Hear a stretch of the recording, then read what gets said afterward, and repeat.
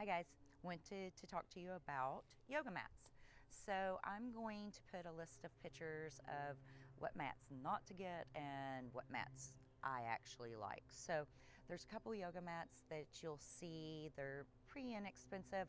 They're either super thick, that's a no-no. It's bad for your wrist, it's bad for balance. Your feet will stretch and spread while you're doing your postures. The other one is the typical yoga mat. It's kind of shaped with all the regular little squares, right? And it's this little textured yoga mat. Those typically are okay when you first start out, but you will chew through a mat like that within 6 months to a year if you're really practicing, and it just flakes off and your hands slide, and frankly it's not fun, right? So what yoga mat can I get? An expensive one, right? All right, of course. So generally the yoga mats that I will tell you about will last you forever. I have been teaching for over 20 years, and so most class times I had 5 to 6 classes a day, and these are yoga mats that are still with me. This one's probably a good 10 years old, maybe even older than that, and this one's 5 years old. I have a yoga mat that's probably 10 years old too. So the yoga mats that I'll recommend, even though they're more pricey, you won't have to buy another yoga mat again. So let's talk about the difference in what to look for and what not to look for. Number one, your yoga mat should be heavy.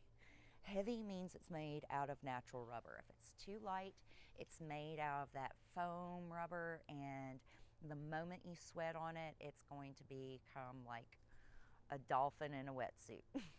Right? So we don't want that to happen. We have these regular natural rubber yoga mats, and this mat has a little bit of texture. You can tell it's so well loved, right? It's been used and used and used for years. I am a fan of Manduka. Have bought their mats for years. I love them. All right, so this one's textured. This one's really good for just a basic practice, but it can be used in a hot practice too.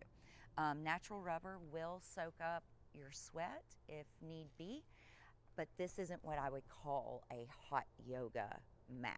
All right, I just call this like a power yoga mat. I'll suck up your sweat and you'll be okay. This one with all my lines on it, if you wonder why I've got this marking on here, I teach people how to configure your mat for your height and understand where you should be stepping. So that's what the grids are. It doesn't normally come on your mat.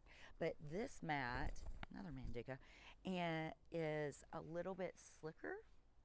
This is a hot yoga mat, and most hot yoga mats and those towels that you see that you put on top are meant to be wet down.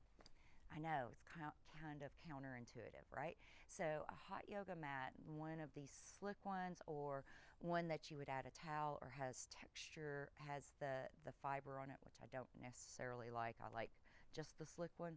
If you wet it down, your hands will actually stick to it. And when you sweat, your hands will stick more.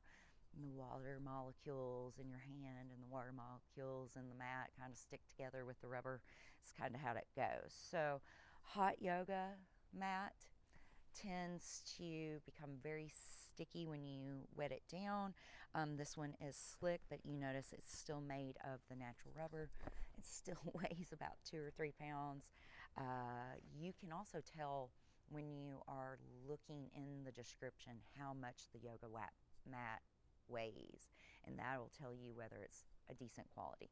You'll notice that one of these mats are a little wider than the other. I like the wider ones, and you can also get yoga mats that are even longer. So if you're a tall guy, wider and longer is better. I'm 5'2". A 6-foot yoga mat with 24 inches on either side, I love it. So that's what you're looking for in yoga mats. You can buy the cheap ones if you're trying to figure out if you like yoga, but it's probably going to make you not like yoga because you will slide all over the place.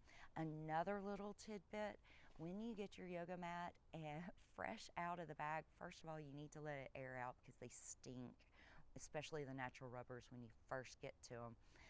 And you also need to wipe them down. When they slide them through the cutters, they spray them with like this silicone or this like lubricant so a big piece of mat can go through a cutting machine.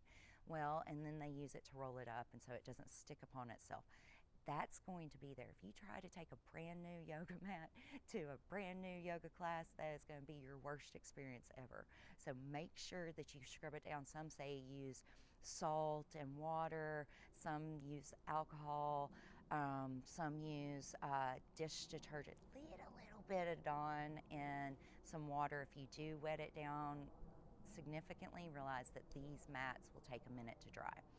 If you are wanting it to get really, really sticky, after you clean it, leave it in your trunk on a sunny day and you will have a sticky yoga mat. So that is Yoga Mats 101 with Hard Left. And if you want to check out our videos, please do. Thanks, subscribe, like, comment, all that fun stuff. Bye guys.